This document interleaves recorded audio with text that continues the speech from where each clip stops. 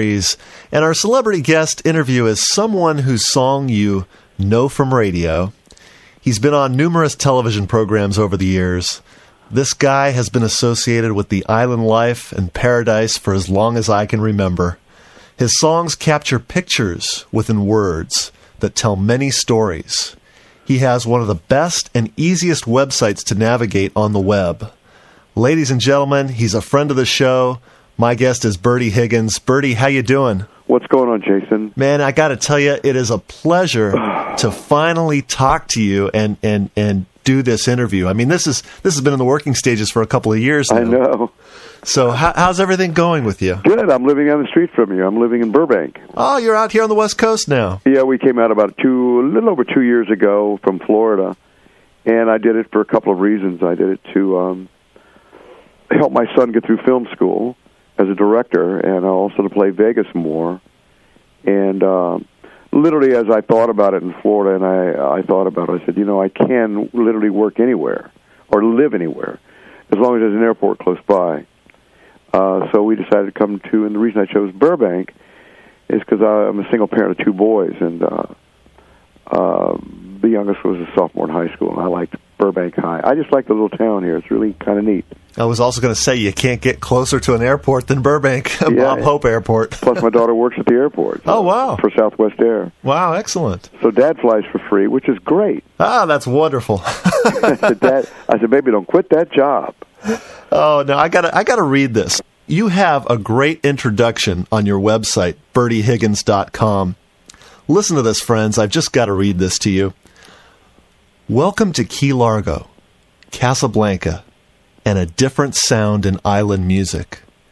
You know who Jimmy Buffett, Margaritaville, and the Parrot Heads are, but get ready to meet Bertie Higgins, a Florida/Burbank-based international recording artist living in his own tropical paradise and creating his own unique sound.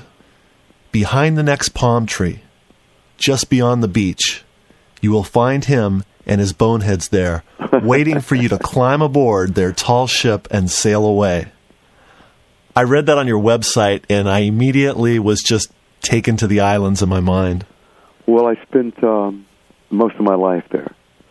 And you know what? I truly miss it. In fact, I'm back down there, not just Florida. I'm talking about the Keys. I'm talking about the Caribbean. Spent a lot of time in the Caribbean. In fact, when people say vacation, I think, let's go south. Let's go down in there. It's just an interesting area of the world, and I spent a lot of time in the world. We just got back from Kuala Lumpur. Wow. And Singapore and Hong Kong. Kuala Lumpur and Singapore are quite similar to the Caribbean, being there, the South China Sea.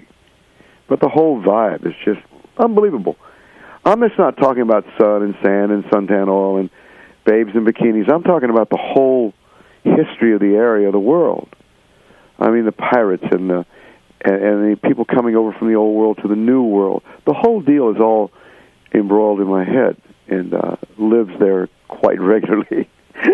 Fortunately and unfortunately, I'm not sure sometimes. But now, see, I admire you for this because I was born in Montreal. So cool. I was born on an island, and I moved out here to Los Angeles, to Hollywood, California. Are you hooting a boot? What's that? Are you hooting a boot? I'm hooting a boot. That's out and about, I think, isn't it? You got it. I lost most of my Canadian accent, though. Gordon Lightfoot's a good friend of mine. He's in Toronto, bless his heart, and we spent a lot of time playing. We've spent a lot of time playing through Canada, especially the Maritimes. Damn near killed me one year. It was in January. Oh, God, it was cold in Moncton and Halifax. Halifax. Yeah, actually, that's where my family is from, Nova Scotia. Ah, you're in the boot. That's great, man. So, I guess by being born on an island, the island of Montreal, I've always been fascinated with islands, and I've been fascinated with island life and just what you were talking about. And in February of this year, I finally got to go to my dream place, which was Tahiti. I've never been. Oh, I'm telling you, everyone has to go there at least once in their life. Let's go. Just to experience it. I was just in Belize. Oh, wonderful. Down in Honduras, or near Honduras. And Tahiti's got to be great, man. I have some friends that go there a lot, and they really rave about it. In fact, they're taking care of a group of islanders on a small island in Tahiti where people are not doing very well, and they're California-based, and they're supplying them with medical supplies and food and clothing and things, which I'd really like to get involved in. Very, very much. Oh, that's a wonderful story, yeah. Yeah, it's good stuff. I'll tell you, one of the things about Tahiti, I hate the cold. I can't stand the cold. Cold today, isn't it? In fact, yeah, this weather we're having in Southern California, this has probably been the worst winter we've ever had. I stepped out on my porch and my little headlights went up. I went, man, what is going on out here? I was out at Santa Monica yesterday afternoon with some friends that are in from Louisiana. And, man, it was freezing cold out there. I was on the pier going, what am I doing? And I got a cold on top of it. Oh, Lord. But then we went down to Venice Beach, and none of the shops were open. It was just miserable.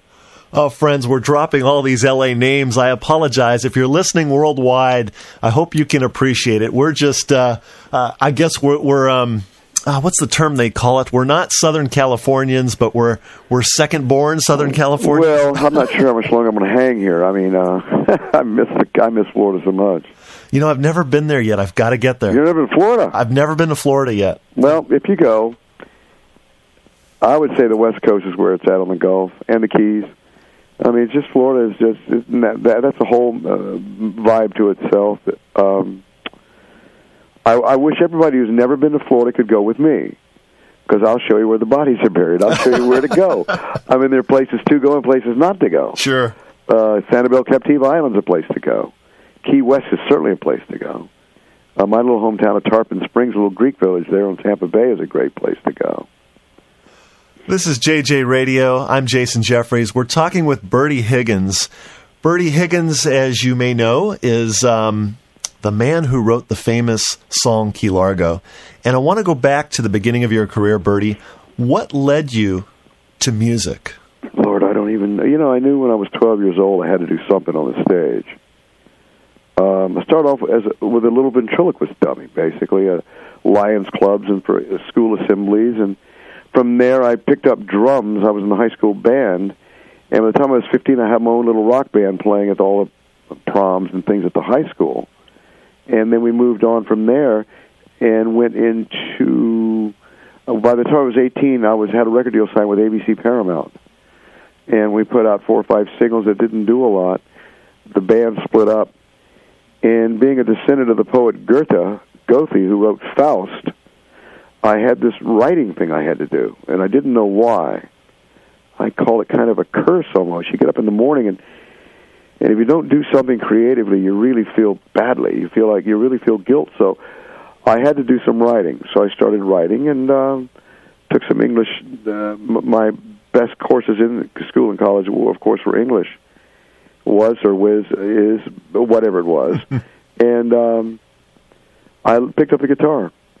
Very inspired by the artists of that era, which would be Cat Stevens. Really knocked me out.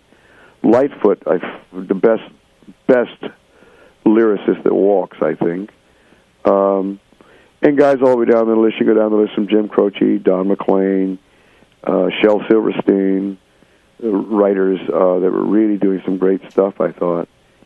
And Donovan, that whole deal inspired me to songwrite, and I started putting them down, man. And here I am 300 songs later, writing screenplays. Yeah, we're going to get into that in a moment. Lord, what's going on over here? You've just become a professional writer all the way around. Well, probably.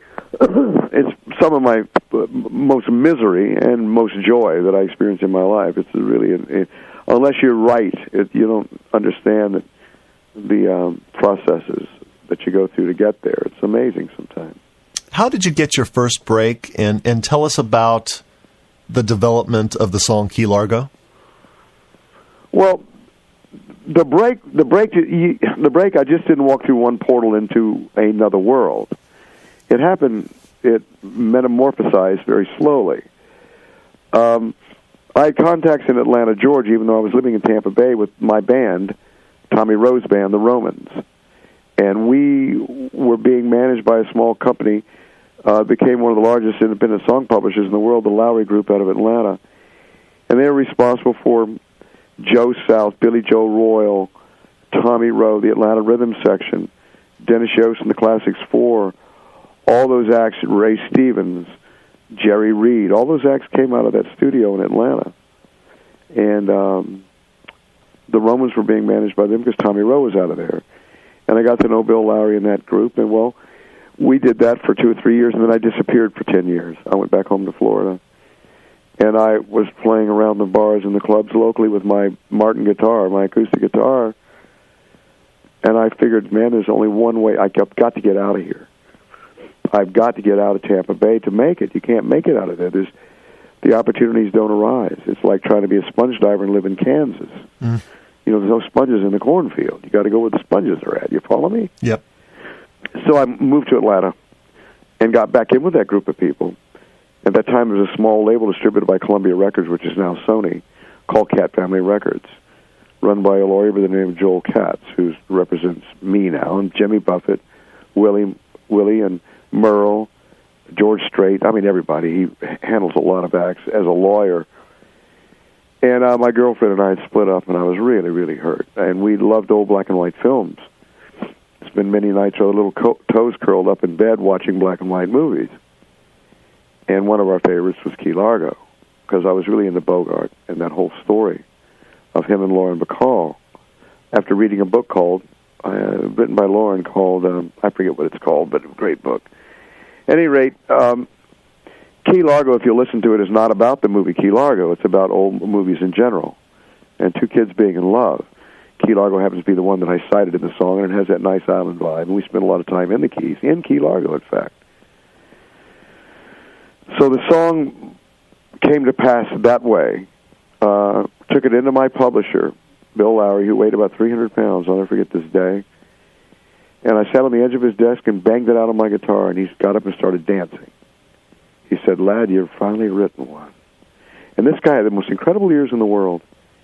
If a song was a hit, he knew it. Mm-mm. And if it was a miss, the worst thing he would tell you, well, it may have a shot, son. If he said that to you, go back to the drawing board. But then we actually, I used my road band. I had a road band at that time, playing around the South. We were playing Columbus, Georgia, Augusta, Georgia, places like that. And we debuted it on stage in a little club in Augusta, Georgia called Smokies. And there was blood on the dance floor from the night before when we loaded the gear in. That's how rough this bar was. Wow. I went, holy crap, guys, where are we? Do we need to be playing here? Well, we'd started doing Key Largo that opening night. We had to do it 5 times a night. Wow. I knew instinctively that I had written one. Only because the only way I had to get any bounce back was the live audience. We were doing it 5, sometimes 6 times a night. It was all women coming up, please play that song again. So I had no money to record it with. Bill wasn't inclined to invest in it at the time. I went to the club owner and I said, you guys got a couple $1,000 to record this song we play so many times. They backed out. They wouldn't do it. So I went to my mother and borrowed $700 and took it into the studio in Atlanta and used my road band. Paid each guy $50. Cheryl Wilson, who sings background, is now one of the top jingle singers in the world. She's the one who's answering on We Had It All. It was her first recording ever. Gave her $50 to sing the part. So we cut Key Largo for $700. Wow. And it took me 3 months. It was the only way I could get studio time at that rate, was if one of the major acts canceled out over Southern Tracks, Bill's studio, which, by the way, just did Springsteen's album, The Rising. They've come a long way. And all the Black Crow stuff and REM, all of them cut at that studio in Atlanta today. Elton John spends time there as well. So basically we cut the project for $700. And within 18 months of me being in Atlanta, we had the #1 song in the nation. And it just was like, now that was like walking through a portal. It was like unbelievable what happened. I mean, everybody should experience that in their lives because it's like, wow. It's like this gray dream, all of a sudden, boom, you can grab it. It's in your face, and it's real. It's pretty scary. I remember I was lying on the floor of a 1-bedroom flat in Atlanta. It was pouring rain. It was wintertime. And Atlanta in winter is awful. It's like walking around inside a runny nose. It's about 40 degrees and it rains. It's not cold enough to snow, which would make it a little bit more interesting. It's just miserable. And I was laying there on the floor with a quilt my mother made. I had a 6-pack of beer and a pack of cigarettes, and I was naked. And it was 3 o'clock in the morning. I was freezing. And it happened so quickly. And I have my old Chevy wagon parked outside the door that I reached into my back pocket, and I had forgotten that happened that day, that I had an advance from the record label for $100,000 in my pocket.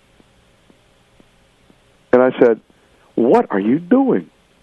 I got up immediately, didn't go back to sleep, drank a beer, waited till the mall opened, went down and bought a new Cadillac, bought a condo, beautiful, or at least, and bought all new wardrobe, and never looked back. But it took so long for that to sink in that we'd finally made this thing happen through all of the effort in the world I had.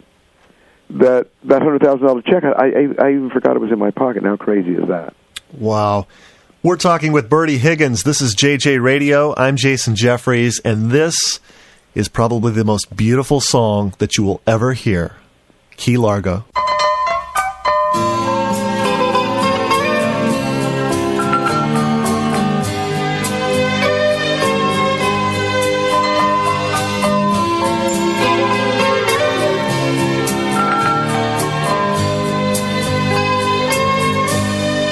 Wrapped around each other, trying so hard to stay warm. That first cold winter together, lying in each other's arms, watching those old movies, falling in love so desperately. Honey, I was your hero, and you were my leading lady. We had it all, just like Bogey and Bacall, starring in our own late show, sailing away to Key Largo. Here's looking at you, kid, missing all the things we did. We can find it once again, how long, just like they did in Key Largo.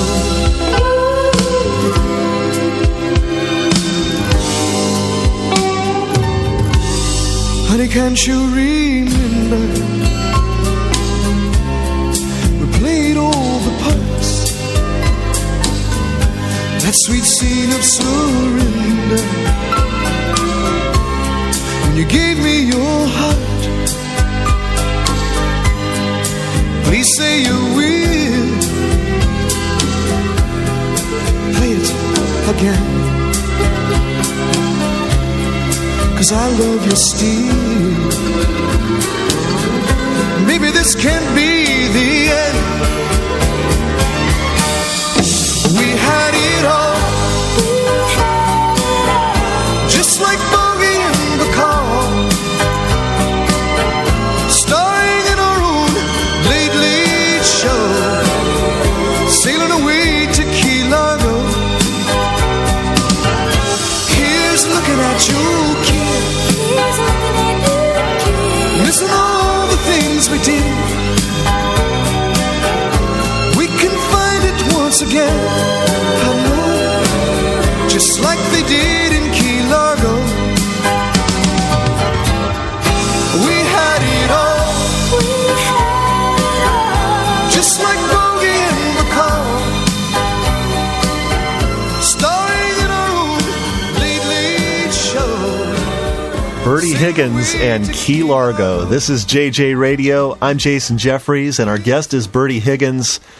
Bertie, I got to tell you, that is one of my all-time favorite songs. Well, Jason, it's been an amazing song for us. It's unbelievable. Now, I got to ask you, when you wrote that song, you had just broken up with your girl, right? By the way, she heard it on the radio and came back. That's what I was going to ask. Did she come back? Yeah, we got married and had 2 great kids. Oh, that's such a great story. That's wonderful. She came back and says, "Where's my BMW?" I said, "Okay, here it is," and I bought her one. I had a big bow on top of it out in front of the studio for Christmas. I had a big old The bow was a recording tape, a 2-inch wide recording tape wrapped around the BMW. Oh, that's wonderful. Yeah, we had a lot of fun, man. We honeymooned in Hong Kong. We had a great time. I mean, I look back on it. There's some things I would have done differently. With the demise of the record label, which took a lot of my royalties with them, Cat Family, the small company, that they went down. They should have taken me straight to Columbia Records or Sony, which we eventually ended up doing a little late in the game. A couple, 3 years later, we should have immediately moved over because the second album didn't do as well. The third album did terribly. It was just mismanagement. I was poorly managed. I had a management company that wasn't doing the right things for me. And since then, I've only had one other manager, and I fired him, so now I manage me, myself. You know, sometimes that's the best way to do it, because no one knows your business and how to promote you better than yourself. Well, and also, you're going to give it the double-A attention that it needs, because management is just as creative as the artist. If you don't have a manager that is creative as you are as an artist, you're going nowhere. Yeah. That manager's got to create scenarios that open your world up for you. What was amazing is my first album, we became an international recording artist overnight. I mean, I was double platinum in all the Pacific Rim overnight, and I didn't realize what was going on. I mean, that doesn't happen with a first act, your first project, rarely. With a small company, it was, I think what made it happen was the strength of the material. Absolutely, no doubt about it. In fact, it's not just Key Largo; it's all the material that you've done over the course of your recording career. Well, the double platinum project in Japan wasn't even Key Largo; it was a song called Casablanca. Yep. And now it's the number one karaoke song in the Pacific Rim. Wow. But that was just how badly my career was being managed, and I was young and naive and all lathered up and excited, which I should have been, because it took all my energy to make this thing, to keep this train moving down the road, I just, no sour grapes. I mean, I love everybody. I have no bones. I don't hate anybody. But I think it was poorly managed. But in retrospect, I've had a hell of a life. I've had a great time, and it's been up and down, feast and famine. Some years are wonderful, some years aren't. But I've learned in my older wisdom now that that's the way life goes. Well, folks, these stories that we hear from these celebrity artists, this is the reason JJ Radio exists. We are here to help the musicians. We are here to keep the music alive for various reasons. I mean, from managers to record companies. For whatever reason, in the last 30 years of music, there has been a lot of great music that has been made that was never played. And one of the things I want to ask you next is the follow-up to Key Largo, another killer song, Just Another Day in Paradise. Tell me the story behind that. Well, that's a unique little thing. I wrote that while I was living in Atlanta as well, missing Florida a great deal. Hence the whole story of the song. It's a simple little song. I've written a lot more complex. But I find as a writer sometime, especially with Top 40 radio at the time, you've got to write somewhere below. No, that's the wrong word. You have to write things that mom and pop driving down the highway can relate to and understand, and still not compromise your artistic abilities. It's a fine line you walk. That's why songs like The Wreck of the Edmund Fitzgerald are unique hits.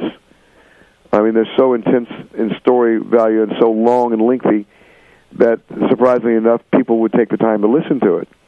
Paradise is a simple little chorus song that has what we call a hook, that we kind of created a nice little simple story that everyone can understand and relate to. And in the processes of writing it, I am still relating to my own emotion about how bad I miss the tropics, having to live in Atlanta. Mm-hmm. So that's what you do. You walk that fine line. Somewhere down the road, you got to say, okay, this is called the music business. You've got to make a living with this thing if you're going to stay in. So somewhere there are small compromises that you do make as a writer to keep the thing, and I hate to use the word commercial. So Paradise fell into that back. It entered the charts at 40 with a bullet, which is kind of unique since Key Largo ended somewhere with an anchor. I mean, that took forever. That thing was on the charts for 40 weeks. Wow. But Paradise went down with the label. When the label folded, they took that hit with them, and they took a couple $400,000 of my royalties with them. And back then, that was hard to handle. But, Jason, we're talking, Mr. Jeffries. We're here talking. And I want to play this song for you folks. And as we play this song, listen to the music, listen to the texture, listen to the lyrics, because Bertie is an excellent storyteller. This is a song called Just Another Day in Paradise by Bertie Higgins.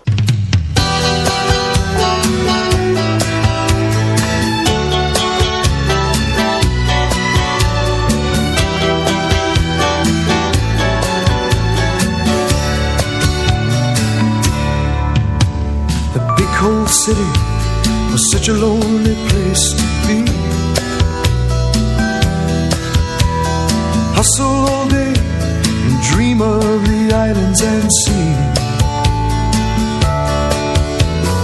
Millions of girls, but none of them seemed right for me. Till you came along and you touched me and set me free. We slipped away last night, eased on down to the quay. Flying so high, we hitched a ride on a Gulf Stream breeze. Living on love and the fruits from tropical trees.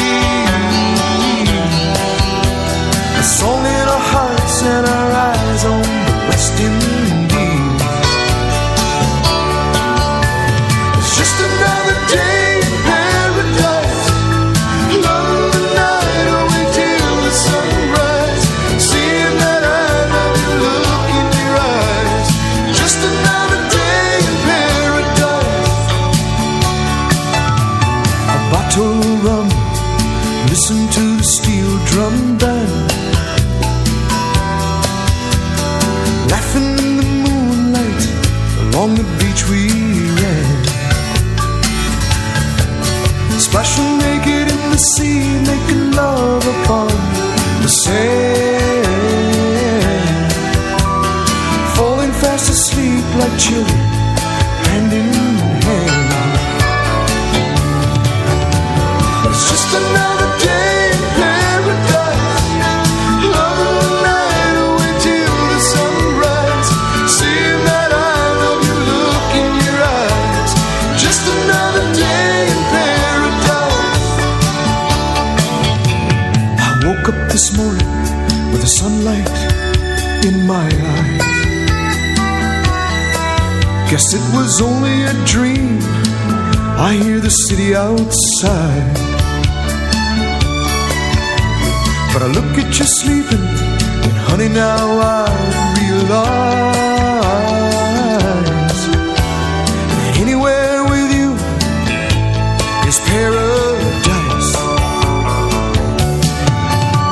It's just another day in paradise. Love the night away till the sunrise.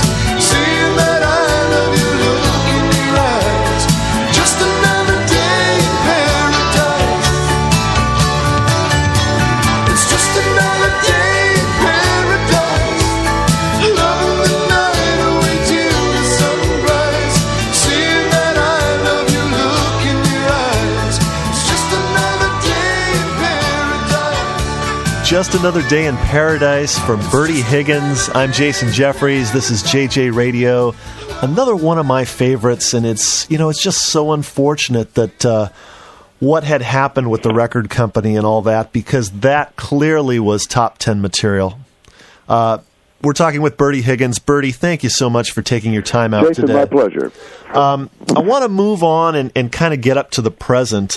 Bertie and I have been friends for a couple of years now. We've been talking on and off, and the last few weeks on the program, I've been playing music from Island Bound.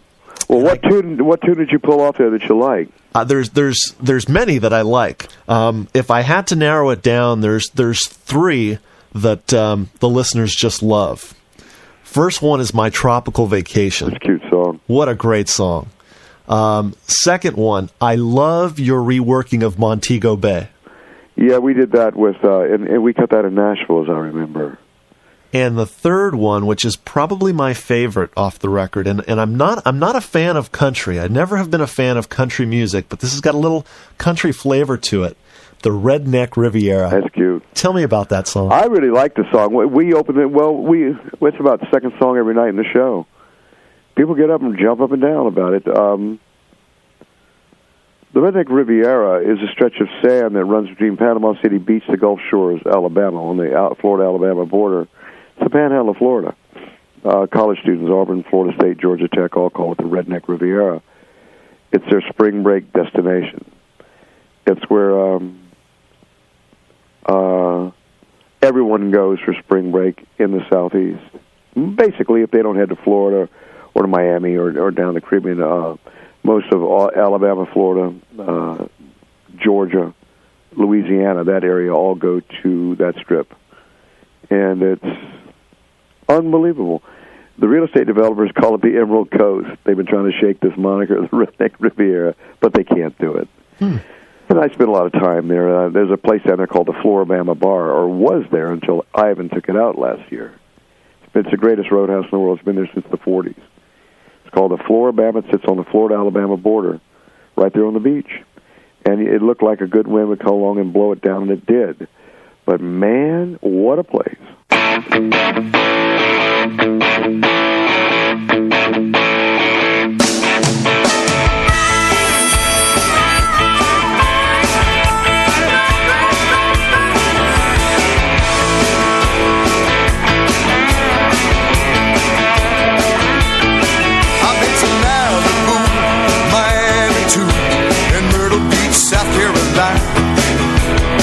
Kokomo and Key Largo, Margaritaville are just fine. I've raised some hell in Fort Lauderdale, Daytona in the summertime. But there's this long stretch of sand that this party man can't get off his mind. I wanna be living it up on the Redneck Riviera, copping some reeds, my cool Kmart Carrera.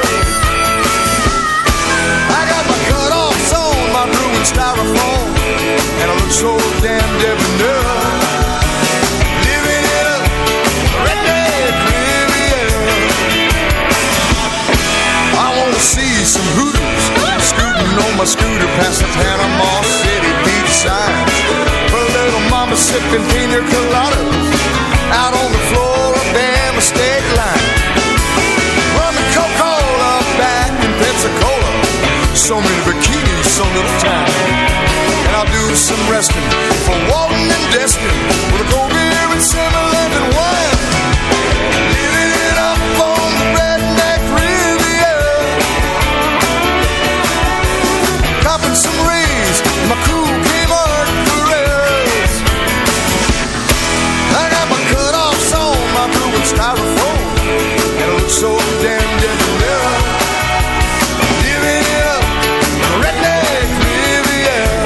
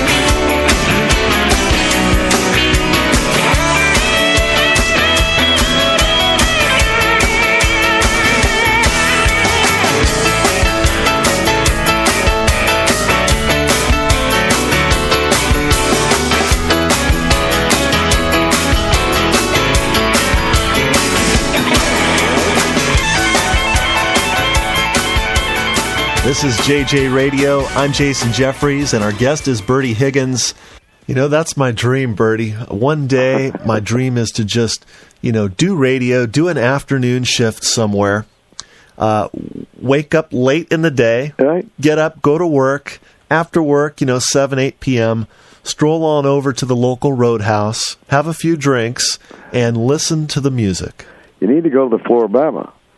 I mean, you got to understand, everybody's been through there. Everybody. Buffett, all of us have all hung out there. And songwriters from Nashville hang out there. You get guys that write the number one country songs right now are hanging out there, or were. Now, did you ever destroy a wasp nest and still see the wasps flying around the area? Sure. Well, that's what the Floribama is. People are just hanging out on the beach. They put up a few tents and a few kegs of beer, and they're trying to rebuild. Unbelievable. Everything from doctors to lawyers to bikers to songwriters to axe murderers to hookers, everything runs in and out of the Floribama bar. And it's, the thing is making $10 million a year. Wow. This old roadhouse.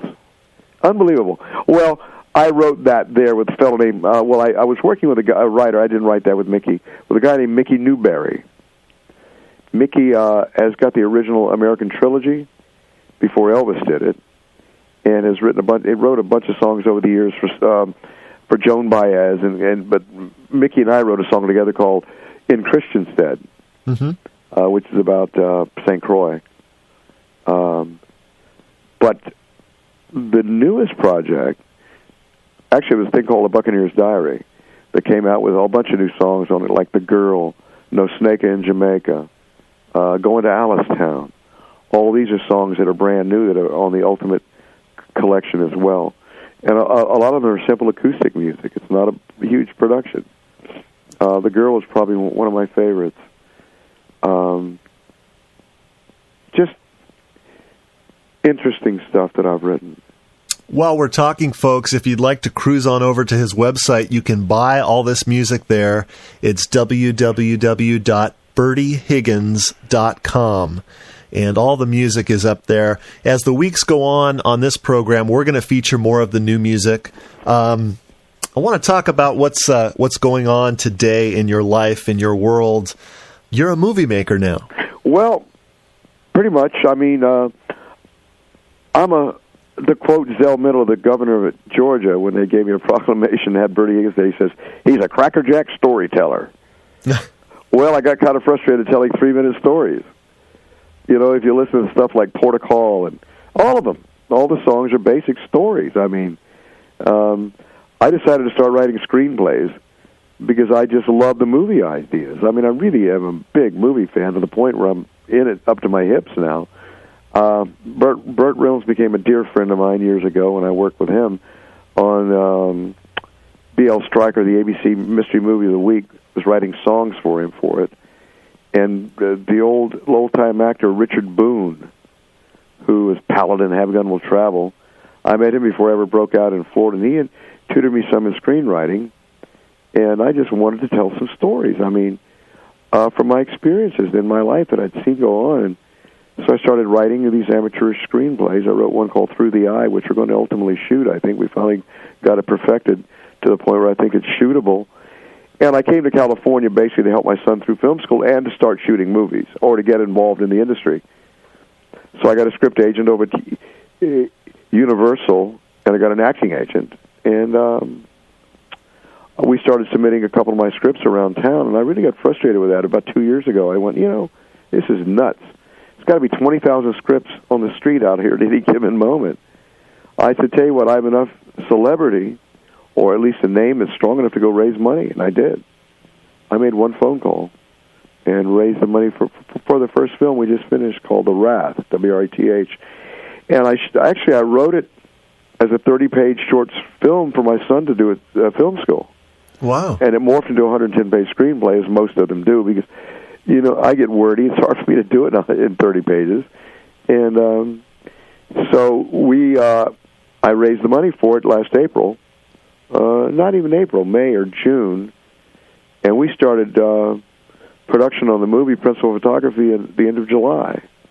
Wrapped it in about mid-September, and just finished post-production on it, actually, last week. And we have our premiere screening this Monday at the Charlie Chaplin Theater here in Hollywood. And hopefully we have 4 distributors interested in picking it up, which will be fun. And getting ready to start another one this summer. Damned if I know why, 'cause it's the hardest thing I've ever done. 12 CDs were nothing. One movie almost killed me. Wow. Now, let me ask you a very important question from this fan's perspective. Mm-hmm. You're still going to be making music, right? Yep. Good. By the way, if anyone wants to see a trailer to the movie, go to thewrathmovie.com. That's thewrathmovie.com. WRATH. WRATH. You'll need QuickTime in your computer to view the trailer, but there it is. And I took a role in the movie. Well, congratulations on that. That's wonderful.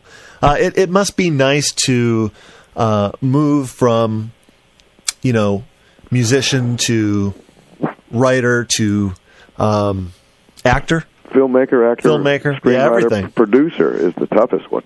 Film producer. You got to figure out how many porta-johns are going to be on this set. But in a way, it's kind of nice to be involved in everything, isn't it? Well, what happens to me is this. That's why I move around a lot. I mean, I've had many houses. I don't live any place extremely for a long period of time. The only place my heart is truly at is in Tarpon Springs, Florida. When I get really dry out here and thirst and hunger, I go home.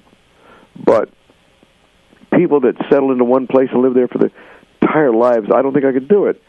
So when I get bored with writing music, then it's like a breath of fresh air. Well, it's like a balloon. You push hard enough on it, the air's got to go somewhere. Either it goes in one direction. If you seal it off, it goes in another direction. You see, I've got to keep moving, creating. I guarantee you, Jason, when I die, I'll slide 50 yards because I'll be running. It's just something I've got to do. So it's hard to explain that if I get frustrated with music, then we morph into something else. We do films for a while. If I get bored with that, then we go back into music. But the one thing about the movie thing is the music, I mean, you got it all. You have writing, acting, props, wardrobe. You have music. You have lighting. It's all rolled into one neat thing, man. It's really, it's like a new woman in my life. It's unbelievable. But it's been a journey, especially when you have a low budget to shoot with. You really are tested. You really are. How much can you get for each dollar? And it really becomes, which I'm not a great businessman, nor do I profess to be. But unfortunately, or fortunately, I've got to be in these situations because I wrangle the budget daily. And my son is directing, and of course, he's Mr. What I was 20 years ago. Who cares? Sky's the limit. Mr. Creative. Yeah, there's nothing wrong with that. I mean, the more creative people we have in this world, I agree. The better we'll be. Whatever job or whatever profile you're in nowadays, it doesn't really matter. Whether you're in radio, whether you're in the music business, whether you're just a cook at a restaurant. Creative. Yeah, the creativity in today's world is gone, unfortunately. Well, Jason, I mean, technology comes and goes. It changes almost hourly. Everything changes. Yep. But what remains are the arts. Yep. What people have left behind creatively. I mean, look at Beethoven. I mean, look at Picasso. I mean, look at all the of course, and the list is endless. That's what lives today. Look at Robert Browning. That's what lives today. Look at Hemingway. That's what lives today. A calculator doesn't live today. Yep. And I hate to say that, even though in its own way that's a creative force too. But I just believe that in the arts so much that's what really moves the world around, I think. No, you're so right. I'm glad you brought that up. I want to get back to talking about your music career. Okay. I was on the website, and I have not had a chance to see you perform live yet, and I can't wait till I have that opportunity. But I did download one of the clips, and I was so impressed. I've got to ask you a couple questions about the performances that you do. Who are the Band of Pirates? That's my crazy people that work with me all these years. Most of them are all from down south, Florida and the Caribbean, the ocean, the Gulf. And they're faithful, hardworking, always wanting a raise. I had a nightmare last night. My band wanted a raise. But with me, they say, Bert, we don't play every day of the week, but everything we do with you is always a damned adventure. I said, you got that right, or we ain't going to do it. It's going to be fun as much as we can. And the band's good. I mean, they aren't the greatest players in the world, but they certainly aren't the worst. There's a couple that are really spectacular players. But I don't work with people because of that. Because my music is not rocket science. You don't need to be the greatest drummer in the world to do my music. Just follow what we've done and be easy to get along with on the road. And be personal on stage. Because the average listener, unless they're a real audiophile, aren't into the drummer making the greatest lick in the world. They're interested in the whole rounded idea of the song. You see what I'm saying? Absolutely, and I'm not going to give it away, folks. I want you to go to his website. Go to BertieHiggins.com and click on the concerts there. Take a look at that, and you'll see what I mean. Who are the Boneheads? Oh, that's my fan club. That's me, huh? I'm a bonehead. Well, I don't like the word fan club. I don't know what else to call it, though. We have several thousand around the world. Our little logo is a little pirate guy with a hat on, a smile and a gold tooth. A little skull. We do an annual cruise every year. We're doing it for 7 years now. We go to the Caribbean. We take several hundred of them on a ship. In a way, we go to terrorize those islands. It's just something that we have fun with. I just did the Sahara in Vegas for a week, and there were several bonehead T-shirts in the crowd, I noticed. It's just fun stuff, man. What would you be doing today if you hadn't chose music for your career? Music or writing? Writing and in entertainment in general. Good question. Certainly wouldn't be a lawyer, that's for damn sure. Me either. Oh, Lord, I couldn't do it. Although my mom wanted me to be one. Yeah.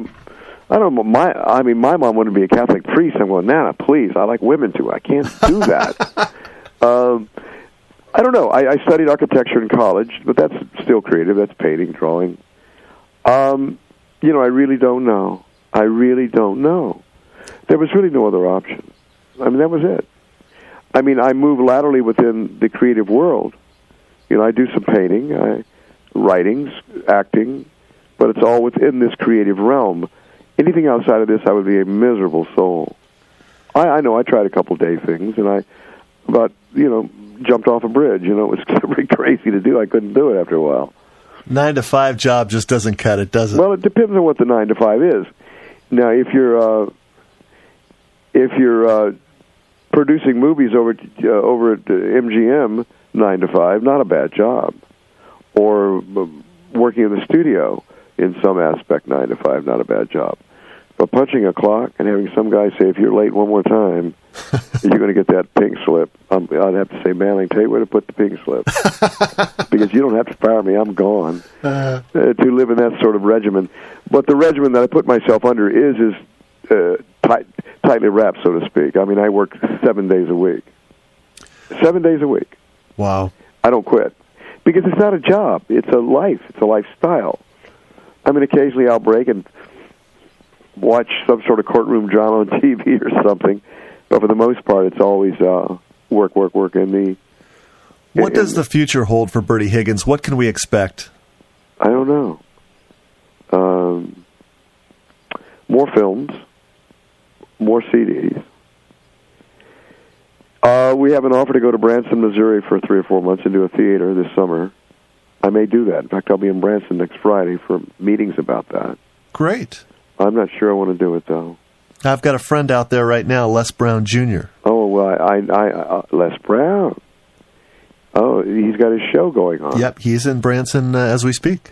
Well, do me a favor. Tell him to tell Jana King hello. Okay. She's singing background with the band.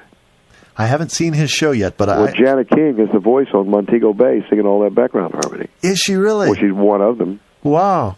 I ran into Jana about 3 weeks ago in Branson when I was there, and she may sing in my show along with the Les Brown show. So if you'd speak with him or hear from him, tell Jana King that I said hello. I will. Small world. And folks, for any information you need on Bertie Higgins, it's all up there on the website. Check it out, BertieHiggins.com. All the CDs are up there. This music is wonderful. Bertie, I want to thank you for taking your time out and being with us. I want to tell your listeners, if you guys get a chance, email me. on the homepage of the website. There's a little pin drawing. Just click on it. Email me, and we'll put you on our mailing list with the Boneheads.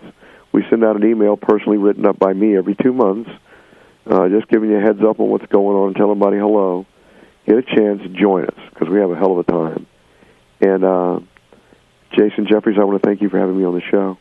You're welcome. I'm going to close with your incredible version of Montego Bay, and then we'll segue right into my tropical vacation. Thank you, Bertie. Okay, Guy. This is JJ Radio. God bless y'all. On ErrorFM.com.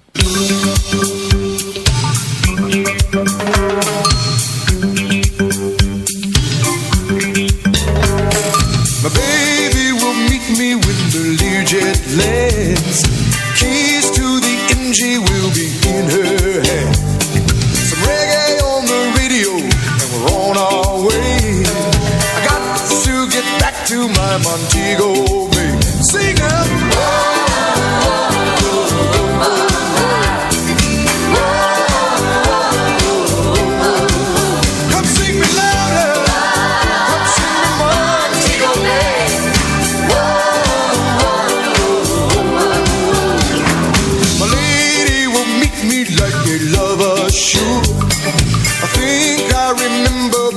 Twice as good.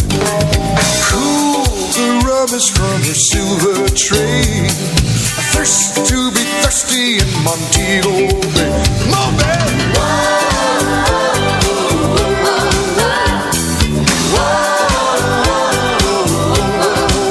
Come sing me louder. Come sing me Montego Bay.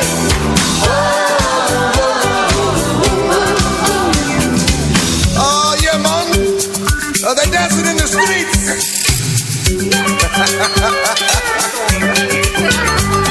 No problem.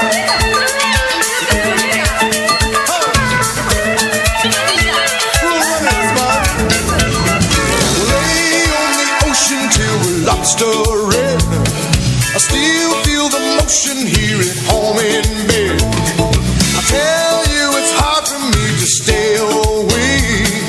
You ain't been there, you've been high, Montego Bay. Sing it.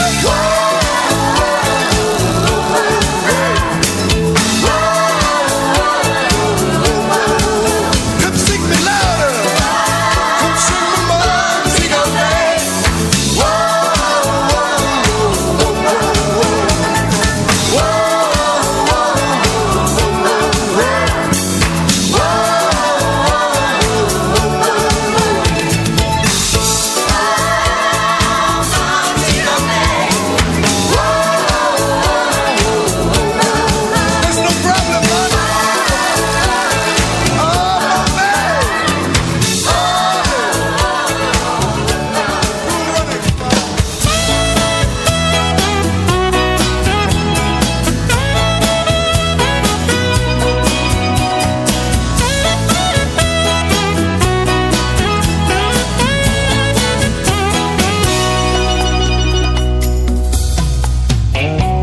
Islands have houses painted red and blue, orange, yellow, and turquoise too. Down in the islands you can see right through the water straight down to the bottom. The ocean's got fishes of every kind. The land's teeming with women you can catch with a line. Palm trees don't lose their leaves no time, even when the season is autumn. I'm gonna lose my mind on rum and fruit, get a little color on my skin, wear those little Speedos make me look half nude. You know those folks will never see me again. It's my tropical vacation, my friend. Oh, it's my tropical vacation, my friend. Red stripe on my back and one in my hand.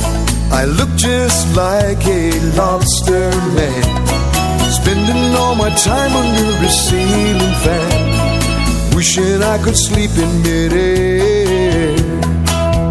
There's a sweet little thing giving me the eye.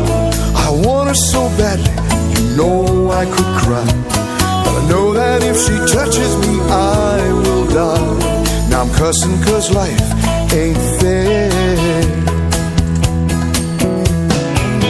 I'm gonna lose my mind on rum and fruit, get a little color on my skin, wear those little Speedos, make me look half new. Those folks will never see me again. It's my tropical vacation, my friend. Oh, it's my tropical vacation, my friend.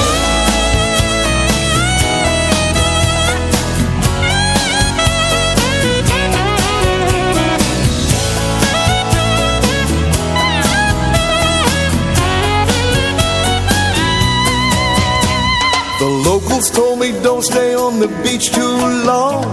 Their warnings were all in vain.